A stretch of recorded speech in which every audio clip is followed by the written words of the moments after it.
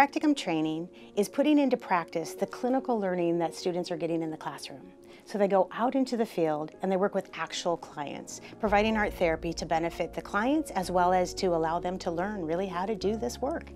What's really unique about the Practicum training at LMU is that we have long-standing relationships with many agencies throughout Southern California. Additionally, our students are placed directly into their agencies and do not have to go out into the community to try to find their own placements. And the agencies and the students really benefit from this partnership. The agency I worked at is the Children's Hospital of LA in the Expressive Arts and Therapies department, where we have art therapy, dance therapy, and music therapy. I was placed at Department of State Hospitals Metropolitan. It's a psychiatric hospital, and I was working with people who were under conservatorship, meaning they were deemed gravely disabled due to their mental illness and were under the care of a public guardian. In my first year, I was at a practicum called Exodus Recovery. It was an inpatient, short-term residential facility for adults suffering from mental illness. The agency that I worked at was the Helen B. Landgarten Art Therapy Clinic here at LMU, and I worked at Dolores Mission School in Boyle Heights.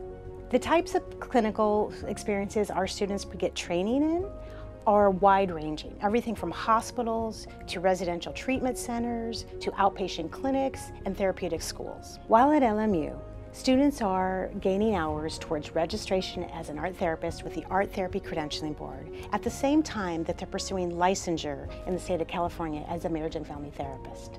At LMU, our program is designed to be fully integrated so that at the same time they're learning the theories of marriage and family therapy, they're also learning how to do art therapy interventions. So an image I did in practicum that reflects how I felt about practicum was based on my art therapy supervisor's recommendation to do art in response to how I worked with my clients and how I saw myself helping them.